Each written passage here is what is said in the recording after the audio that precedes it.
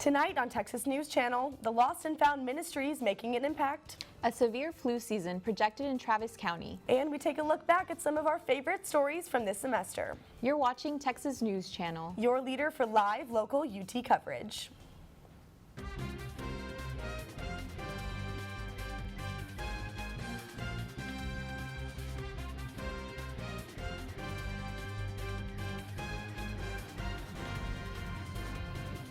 Good evening and welcome to Texas News Channel. For Monday, December 2nd, I'm Megan Fee.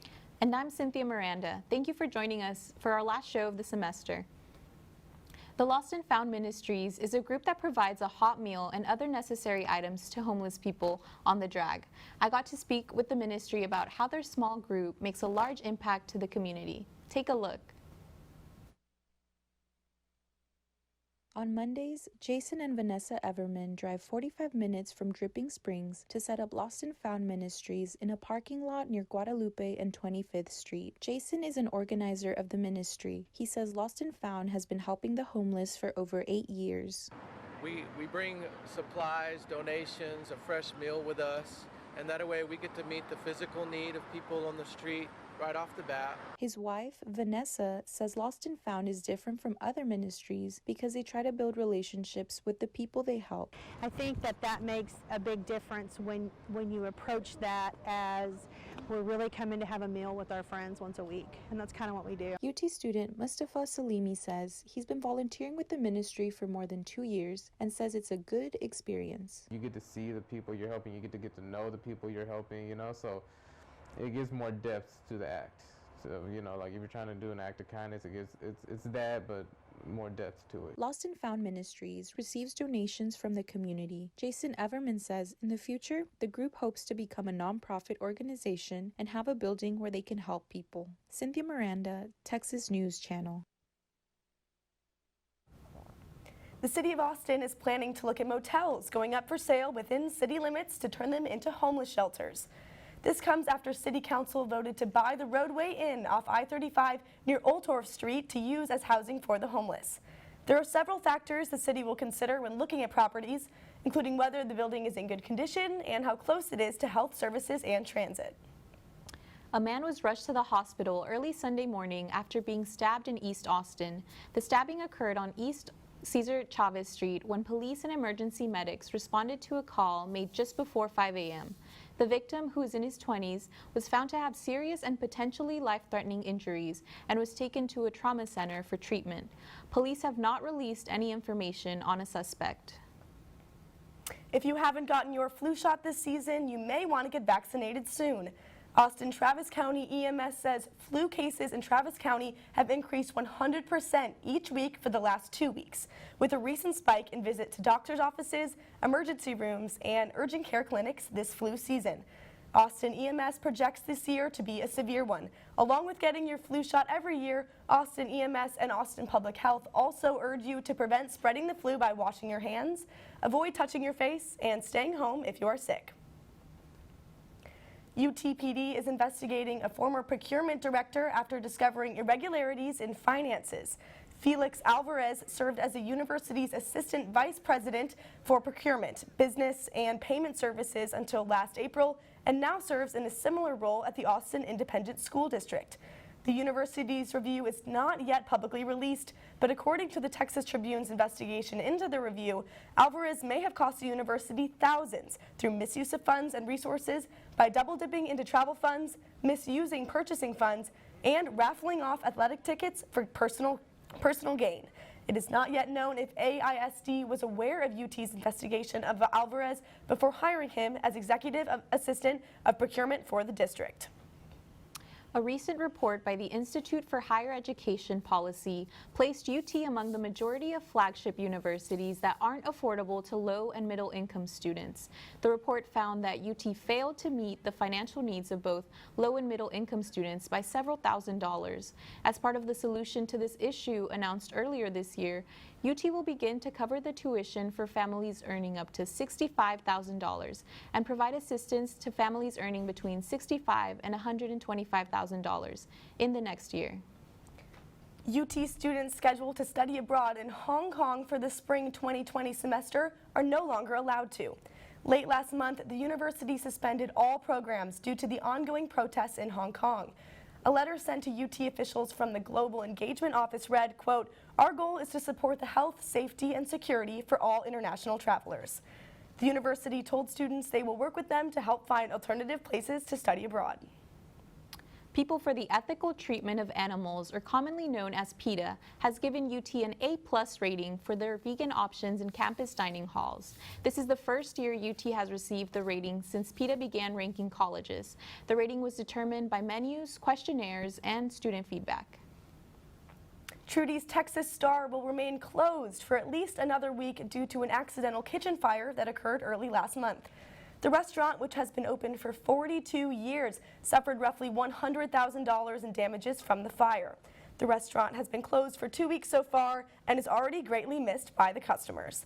In the meantime, Trudy's employees are working at other locations in Austin. If you are hoping to see a white Christmas in Austin this year, you may want to think again. Meteorologists say this could be Austin's warmest winter ever. While Austin experienced temperatures from 99 degrees as a high to 34 degrees as a low in October, the city's average temperature for that month was warmer than normal. UT meteorology professor Troy Kimmel says we could still have ice, sleet, or even snow, but the winter will still be above average. Coming up on Texas News Channel, our semester in review. Stay tuned.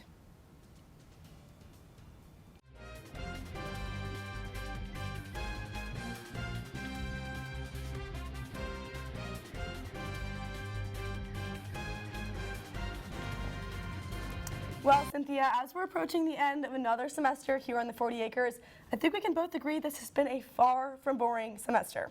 Definitely. I'm sure we've all been, busy with classes, Oh yeah, I have about 5 finals coming up this week, and it's going to be very stressful. Definitely, but I'm sure we've both made some really good memories, and everybody else has too. Of course. Yeah, that's right.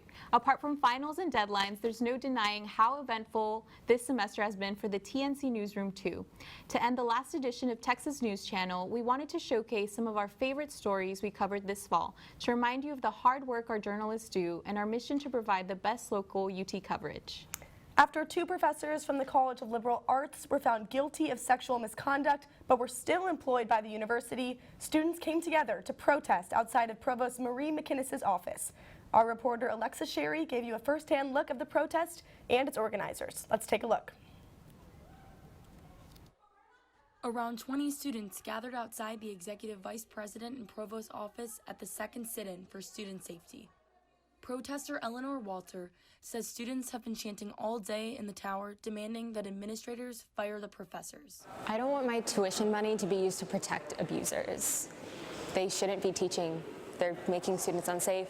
They're threatening their lives and their safety. Students say the university withheld information regarding the misconduct. In an email sent to students on Thursday, President Fenves gave several solutions, including an outside expert who will review the university's policies surrounding sexual misconduct, input from faculty and students, as well as hiring 3 more investigators in the office responsible for investigating complaints against faculty. Despite Fenves' proposal, protesters say that's not enough. We are demanding that Greg Fenves, the president of UT, addresses what's happening on campus and doesn't ignore the problem. And we're demanding these abusers get fired, and we're demanding that they basically admit to what they've done to vulnerable students on campus. She thinks the university is not addressing the concerns around student safety and wants more action to be taken. I think every student on campus should have the right to feel safe, and we shouldn't be kept away from information that could keep us safe. Protesters say they will be continuing their efforts until the university takes further action. Alexa Sherry, Texas News Channel. This past semester, it was announced that 5 student housing apartment complexes on Riverside Drive are scheduled to be demolished in 2023 after City Council approved the redevelopment project in a 6-3-1 vote in October. This will eliminate over 1,000 units in various complexes like Ballpark North, Town Lake, Quad East, West, and South, causing concerns among its primarily student residents. Here's a look at a student protest that was held after the decision was made. City Council's decision on a new development in Riverside could create hardships for low-income students. Viviana Castillo is a senior at UT. She says if the city of Austin gets rid of student apartments in Riverside, then it will make life difficult for low-income students. They make it harder for us to live in Austin and have the same opportunities as someone who has a lot more money, because we can't afford to live here if they take that away. Castillo says that City Council should think about how this decision could keep students from attending UT. Where are they going to go? They're not going to be able to come here because it's so expensive. Or they're going to have to take out like thousands of dollars in loans on top of like their tuition. So yeah, just to take that into consideration. Think about the students. J.B. Bird is the university's Director of Media Relations and Newsroom. He says UT is greatly concerned about students finding affordable housing. If a student can't afford to live in this city and to attend UT because of the housing expensive, that's a failure on our part, because we want students to be able to afford, we want all Texans to be able to afford a UT education, and we want to help them succeed. On October 17, City Council will make their last vote on the redevelopment in Riverside. This decision will have consequences for students like Castillo, who need affordable housing to attend UT. Cynthia Miranda, Texas News Channel. Whether you're on the way home from a late night study session or running late to your 8 a.m. in Painter Hall, there is always one man who encourages you to keep on pushing. At the crosswalk between the Union and Littlefield House, you'll find Michael Shaw, a man known for his fist bumps and high fives. This semester, our Carly Rappaport brought you a bit closer to the man who's known to always lift up everyone with his bright attitude. Take a look. 8 years ago, Michael Shaw started working as a kiosk guard for the University of Texas. Since then, he's become a celebrity on campus for his positive words and greetings. When you see people talking, that was unusual 8 years ago when I first started as a kiosk guard. One day I just stepped out on the curb and started saying, "Good morning, good morning, good morning, good morning." Shaw says he moved from high fives to fist bumps during flu season. Then came the hook 'em horns. Last week, UT student Abby Morales posted her interaction with Shaw on Twitter. All about the high fives, the bumps, elbows, and hook 'em horns. Hook 'em horns, that's right. The video received 340,000 views and over 18,000 retweets. He's like the best person ever, and I wanted the world to see that.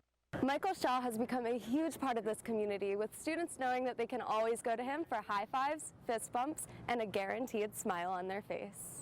People are like, well, how are you able to smile every day? Every day I look forward to just coming out here and intermingling, and people will always remember you when you're happy.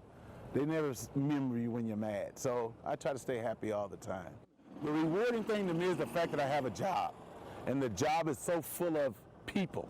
If you give somebody a smile and just acknowledge them, that goes a long ways. And that thing is expecting what people don't expect, and that's joy, happiness, and peace. Carly Rappaport, Texas News Channel. If you need a pick-me-up before class or something to get you through the day, the college standard seems to be one thing: coffee. But while many Longhorns may flock to Starbucks or Jester Java, this semester, a new spot by the SAC drew a crowd. Our Nikki Miller took you on campus to speak with the student-run company Brew Bike, a portable coffee normally in West Campus, but decided to set up a shop at UT. Brewbike, a student startup company created by two undergrads at Northwestern University in 2016, was launched to allow students to grow a business together and to make coffee accessible to... Brewbike started at Northwestern University in 2016 with the main purpose of just providing instant quality coffee on the quick for students, because it's really hard to get good quality coffee on campus. Your options are either Starbucks with a really long line and the dining hall coffee, which can be a hit or miss. So, that was the main reason why they decided to create Brewbike. Not only does Brewbike supply coffee, but it also gives students an opportunity to learn the process of a real startup. This student initiative demonstrates how a small idea can reach incredible heights. I really like the convenience here because I come by the SAC and McCombs a lot, and it's close to a lot of places I go on campus. So it's really nice to just stop by and grab some coffee on the way. The company has extended to the University of Miami, Texas State, and here at UT Austin. And then they opened up UT as a second school because, Austin, it's a startup city, it's a culture, so they thought that it would be a really good fit. Brewbike has hopes to extend their efforts to campuses all around the U.S., so students at all universities can enjoy delicious, convenient cold brew throughout their days.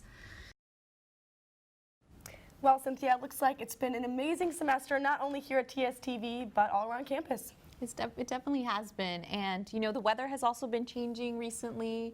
You know, it's starting to get a little bit colder, so hopefully we start getting some more of that cold weather. But let's see what Nikki has in the Weather Center for us.